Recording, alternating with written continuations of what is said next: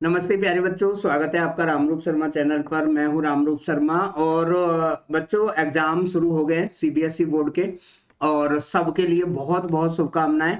बहुत ही पेशेंस से आपको काम करना है। मैं एक ही सबसे बड़ी लाइन आपको बता देता हूं कि आपका छोटा क्वेश्चन, जल्दी पढ़ा हुआ क्वेश्चन गलत हो सकता है। बड़े क्वेश्चन आपके बड़े नहीं होंगे गलत, बड़े क्वेश्चन आएंगे ही नहीं, है ना। मैथमेटिक्स है, साइंस है, उसमें से पार्ट्स से क्वेश्चन आएंगे, छोटे छोटे पार्ट्स में से क्वेश्चन आएंगे। तो जितना पेशेंस से, जितने अच्छे तरीके से आपको क्वेश्चन को पढ़ पाएंगे उतना अच्छा रहेगा, ठीक है ना। कभी कभी बहुत ज्यादा क्वेश्चन में घुस जाना भी गलत हो जाता है। तो पूरा बैलेंस रख के करें, बिल्कुल पेशेंस से करें, कोई प्रॉब्लम नहीं आने वाली है, ठीक है ना। तो बोर्ड एग्जाम को आपको पता ही है, 11:30 बजे आपको आंसर लिखना शुरू करना है।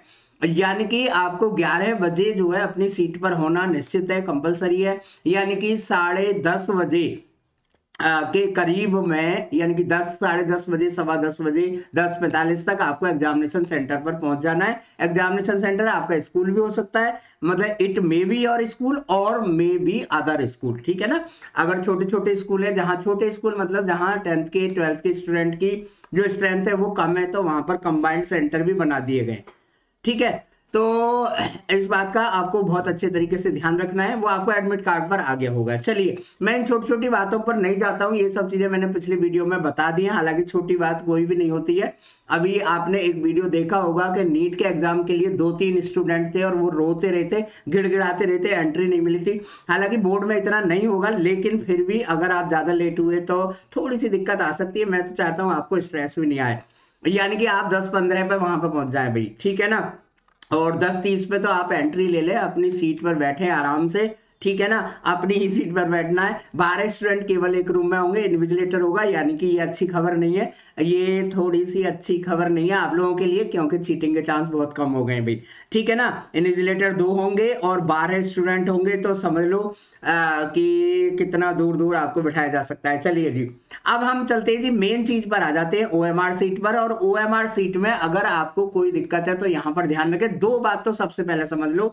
स्मॉल लेटर में ही लिखना है, स्मॉल अल्फाबेट में लिखना है आपको हर एक एंट्री। और दूसरी बात यह है कि पेंसिल का इस्तेमाल बिल्कुल बिल्कुल बिल्कुल नहीं करना है, आपको बॉल पॉइंट पेन का इस्तेमाल करना है, ब्लू या ब्लैक, ठीक है। अब मैं इसकी पहेली को समझाता हूं अच्छे तरीके से, इसे आप अच्छे तरीके से आप समझ लीजिए। देखिए, आपके जो मेन जो सीट है उसमें, ओएमआर सीट में ये 4 चीजें बड़ी होंगी। और पहली जो चीज है उसमें वो है सीरियल नंबर। तो इससे तो आपका कोई लेना देना नहीं है भाई, सीरियल नंबर से आपका कोई लेना देना नहीं है, ठीक है ना। तो इसे तो आप भूल जाओ, छोड़ दो। सीरियल नंबर से कोई लेना देना नहीं है, इसे छोड़ दो। क्वेश्चन नंबर आपका अपने आप लिखा हुआ होगा, ठीक है ना। इसे तो आप भूल जाइए। रेस्पॉन्सेस आपके 4 होंगे, ए बी सी और डी, है ना। ई नहीं होगा आपका रेस्पॉन्स। जो भी रेस्पॉन्स आपको करेक्ट लगे उसे आप सर्कल कर दे। देखिए, सबसे बड़ा जो महाबली आया है वो आया है जी स्टार बॉक्स। यहां पर जो है, इस बॉक्स पर सब कुछ निर्भर करेगा भाई। अगर आपने ये बॉक्स भरा हुआ है तो फिर इसका मतलब है आपका आंसर चेक होगा, ये फाइनल चेक होगा। लेकिन ध्यान रखना है, इसकी दादागिरी बस यहां तक चलेगी बच्चों। बहुत क्लियर शब्दों में मैं आपको बता रहा हूं, इसकी दादागिरी लेफ्ट वालों पर चलेगी। ये ओवर पावर करता है लेफ्ट वालों पर, राइट वालों पर इसकी कोई ओवर पावर नहीं है।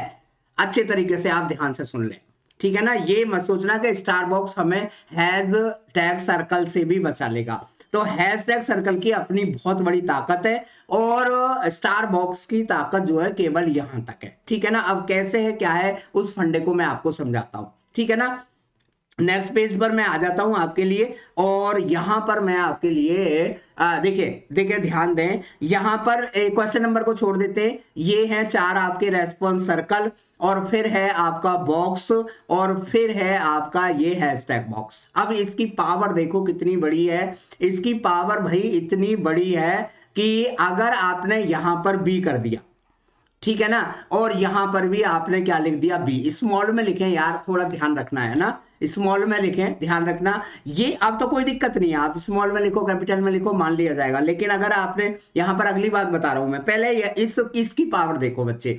यहां पर देखो, इसकी पावर यूं ज्यादा है कि अगर आपने इसे भी सर्कल कर दिया, इसे भी कर दिया कंफ्यूजन में, और यहां पर बी लिख दिया, इसका मतलब फाइनल सर्कल आपको ये माना जाएगा, यानी कि ये इस पर पावर कर रहा है पूरी तरीके से, ठीक है। लेकिन सबसे बड़ी पावर इसकी है, अगर आपने इसे भी सर्कल कर दिया तो इसे अनअटेम्प्टेड माना जाएगा भाई, ठीक है ना। ये सारी मेहनत आपकी गोल हो जाएगी। तो आपको बहुत ध्यान रखना है कि इसे तब ही सर्कल करना है जब आप इसे नहीं अटेम्प्ट करना चाहते। अब आप सोचेंगे जी हम क्यों सर्कल करें, इसमें क्यों टाइम वेस्ट करें। इसलिए टाइम वेस्ट करें क्योंकि अगर 5 ऑप्शन में 4-5 क्वेश्चन में से 4 क्वेश्चन आपने करने हैं और आपने इसे भी अटेम्प्ट कर दिया और 5वें को भी अटेम्प्ट कर दिया, तो आपका लास्ट वाला सही हो या गलत हो काट दिया जाएगा, इसे अटेम्प्टेड माना जाएगा भाई। मेरा ख्याल है मेरा पॉइंट बहुत क्लियर होगा आपको। ये आपके लिए फैसिलिटी बन गई है बच्चों, ये आपके लिए फैसिलिटी बन गई है कि अगर आपने बी को पहले करेक्ट किया था, फिर आपने सी को करेक्ट कर दिया, तो फिर जो भी आपका फाइनल डिसीजन हो उसे आप यहां पे लिख दो, ये बात आपकी मानी जाएगी, यानी कि इनकी हेल्प ली जाएगी, फाइनल जो रिजल्ट होगा वो इसका होगा, ठीक है ना। और ये भाई सत्यानाश करता है अनअटेम्प्टेड। अगर आपने इसको सर्कल कर दिया तो इसे जो है अनअटेम्प्टेड माना जाएगा, और अगर आपने सर्कल नहीं किया तो फिर इसे अटेम्प्टेड माना जाएगा।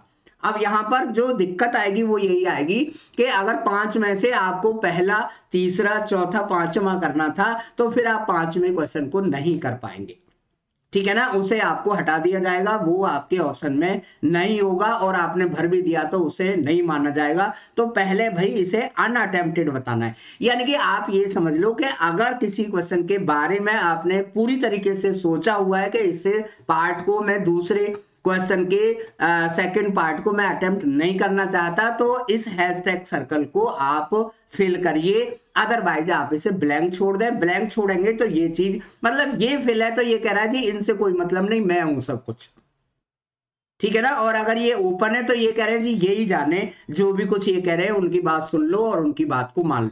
मेरा ख्याल है बहुत क्लियर होगा। ये मैंने फैसिलिटी दे दी है कि यहां पर आप 2 या 3 भी सर्कल अटेम्प्ट कर सकते हैं, चारों भी अटेम्प्ट कर सकते हैं, जो फाइनल आप यहां पे लिख देंगे उसकी बात को यहां पर माना जाएगा।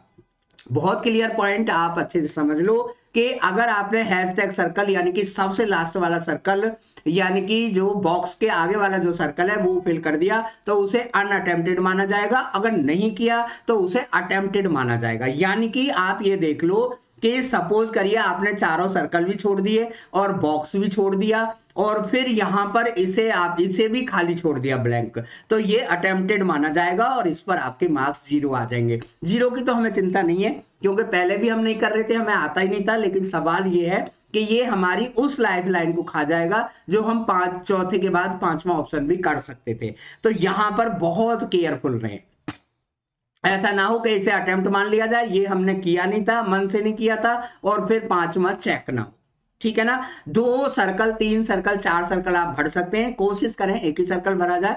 डिसीजन थोड़ी देर बाद में लें, क्वेश्चन करने की 10 मिनट बाद में डिसीजन लें, बल्कि मैं तो कहता हूं कि सारे क्वेश्चन जब कर लें फिर डिसीजन लें, क्योंकि कभी कभी क्या होता है आधा घंटे बाद हमारे दिमाग में आता है अरे अरे अरे अरे वो तो मैंने -3 की जगह 3 पढ़ लिया था, वो तो कार्ड की जगह मैंने प्लेइंग कार्ड समझ लिए, ठीक है ना। तो इस तरीके की जो चीजें हैं वो एग्जाम में होती है, अच्छे बच्चों के साथ भी होती है, ये मत सोचना कि मेरे साथ नहीं होगी ये चीजें, ठीक है ना। तो यानी कि ये जो सीट है आपकी, ये कंप्यूटराइज सीट है बच्चों, और कंप्यूटर से ही चेक होनी चाहिए, ठीक है ना। और अगर चेक हो गई तो फिर बड़ा फंडा होगा, वो ये जो है मैनुअल चेक हुई तो फिर टीचर आपके पक्ष में जाएंगे, ये बात निश्चित है। मिटा नहीं सकते क्योंकि आप जो है बॉल पेन ब्लू या ब्लैक बॉल पेन से लिखेंगे, ठीक है ना। तो मेरी ये सब बातें आपको समझ नहीं आई हो तो मुझे आप कॉल कर सकते हैं, और मैंने लिंक में अपना नंबर भी दिया हुआ है डिस्क्रिप्शन में, और आप अपने कमेंट भी मेरे को दे सकते हैं। Thank you so much and all the very best.